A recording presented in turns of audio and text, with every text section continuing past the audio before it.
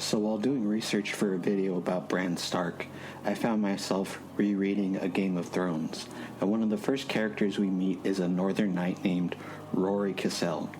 He's been the master at arms at Winterfell since Ned was a boy, according to Maester Luwin. It made me begin to wonder why more northern knights aren't mentioned in the novels, or recorded in the histories of Westeros, but they seem to be strutting everywhere south of the Neck. There are two possibilities. One is that there are simply no knights of note who hail from the north. The second is that the northern kingdoms have never needed knighthood and codes of chivalry to protect their people. Their beliefs are deeply rooted in the ancient religion of the first men, such as respecting the power of nature and holding guest right as an almost holy law. The next question will require a more expansive answer. Why are the North and the South so different in this respect? It all began long ago in a civilization called Andalos. They were a tall, fair-haired folk who took their name from the river they settled near. While the seven-pointed star would have us believe the Andals were ordained by the gods to come west and bring the light of the seven, the truth is, Andalos was on the outer borders of the Valyrian Empire and had Nymeria and her people as a buffer against invasion. When Nymeria headed west, the king of the Andalos took it as a sign. Now, the Andal propaganda, scripture, states that God has 7 aspects, one being the warrior. He is the martial arm of God and the template for all knights. Another of the 7, the smith, taught the Andals to make plate armor and steel weapons, which were more advanced than Westerosi arms at the time. As the invasion began, one by one the southern kingdoms fell by force of arms and religious fervor. Many great lords were forced to burn their weirwood groves and build septs in their place to cement the new order. Andal victory seemed all but assured, but like many would-be conquerors, they were halted by the hardy Northmen. Despite a few victories, the Andals failed to retain any real presence in the north.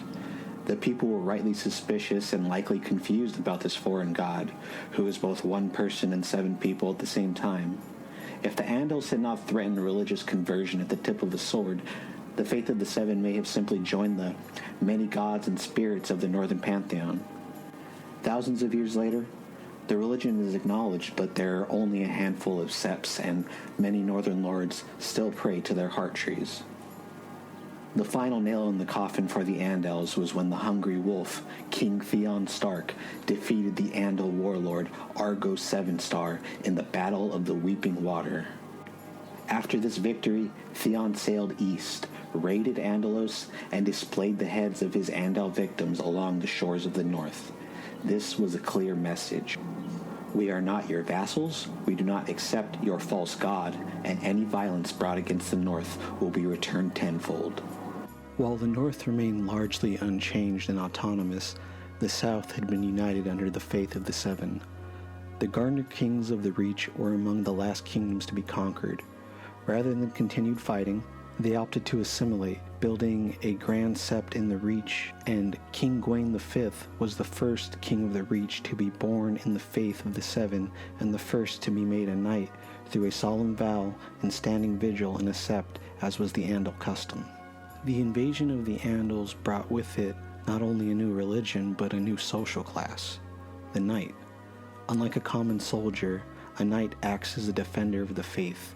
In addition to being a master at arms and a mounted combatant, they are expected to behave with honor and act in defense of the innocent. This was a revolutionary idea at the time, as any man could potentially rise to knighthood.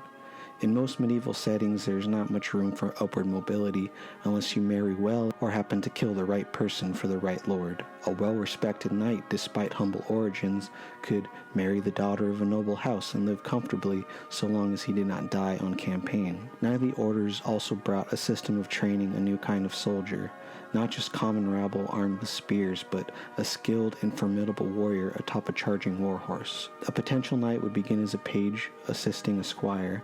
Then, after becoming a squire, you are attached to a knight and attend him in both tournaments and battle. Should you show some act of bravery, you may be dubbed a knight upon the battlefield.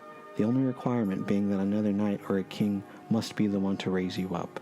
Once a knight, you can enter tourneys and not only win renown, but also a tidy sum of gold if you prove skillful.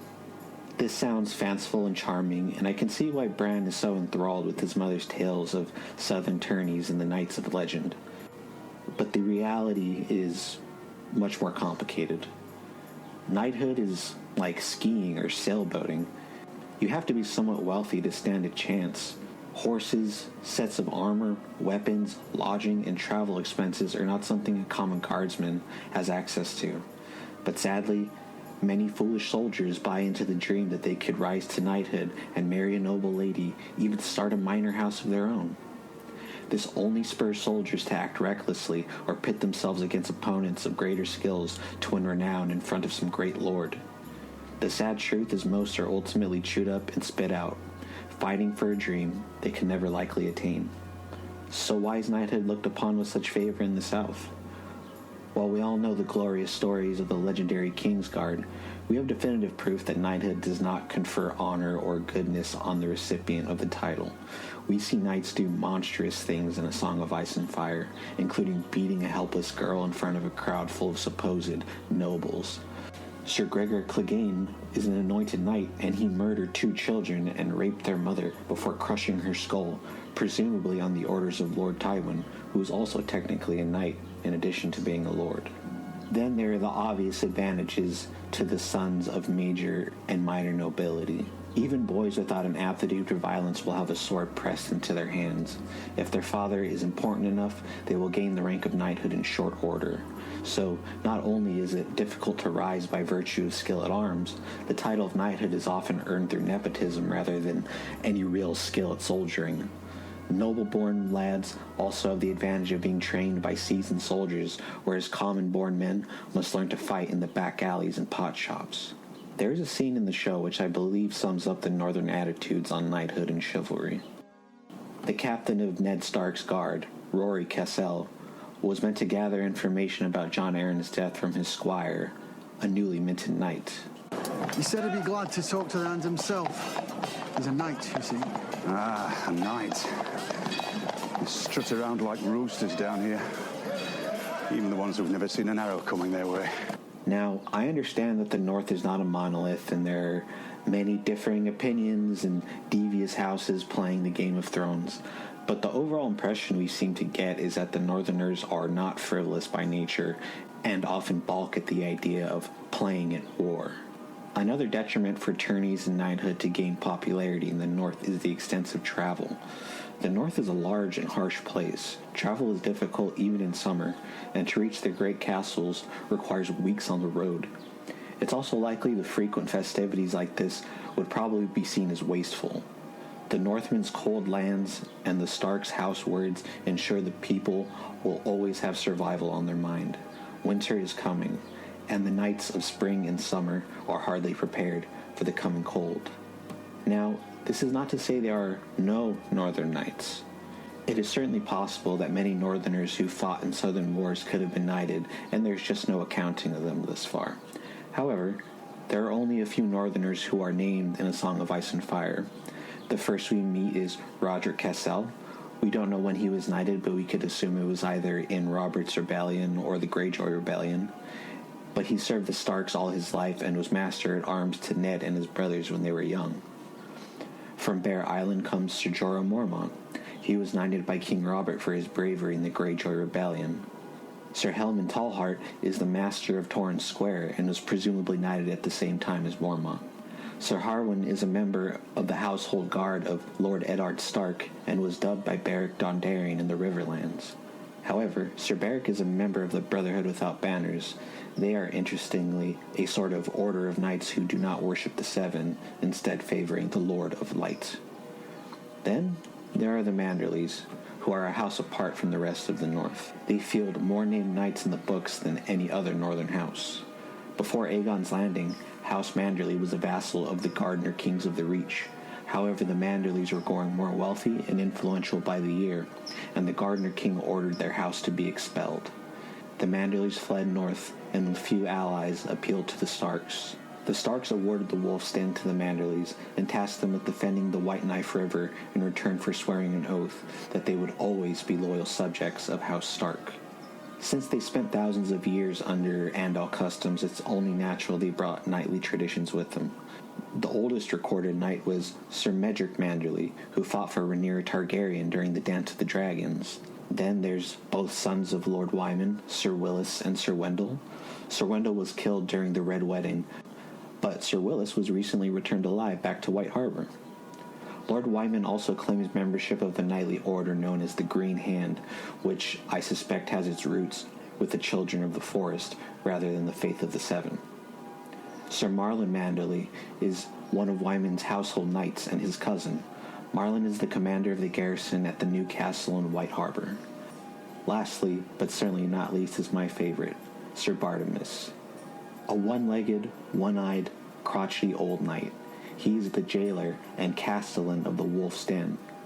Lord Manderley gave Sir Bartimus the Wolf's Den to reward him for saving his life at the Battle of the Trident, after Sir Bartimus lost his leg to a fallen horse crushing him. In my not-so-humble opinion, the promise of knighthood and social elevation is mostly a false narrative. It is a lie sold to soldiers so that they will throw themselves with eagerness at the enemy in hopes of gaining a knighthood. In the Dunk and Egg novels, it shows that a knight without political connections is little better than a common soldier. The reason Sir Duncan is called a hedge knight is because he sleeps out in the wilderness most of the time, unless he can find work. Bran's longing to become a knight is also interesting because in my research, I couldn't find one Sir Stark. No one bearing the direwolf banner has ever served in the King's Guard. Clearly, this fascination with heroism and chivalry is from his mother's southern influence. Sansa also shares this romantic preoccupation with knights and fair ladies, but is shocked not only by the violence at the hands tourney, but horrified by her public humiliation at the hands of a King's Guard, supposedly the greatest, most honorific, white cape-wearing knights of the realm. In conclusion, the reason for a lack of northern knights is mostly because they don't need them. Most northerners are given the title if they distinguish themselves in the Southern War, and even so, they are knights in name only, and do not adhere to the Faith of the Seven's codes of chivalry. Much like the readers, any wise Northman can see that knighthood is mostly a romantic idea held by young men who never fought in a real war. Knights are ultimately professional killers, whose brutal violence is softened with notions of faithfulness and purity. But for my money, I'll take the Northern Cavalry any day. If you made it this far into the video, I just want to say thank you, and please like, subscribe to the channel, and leave a comment if you want to see more videos.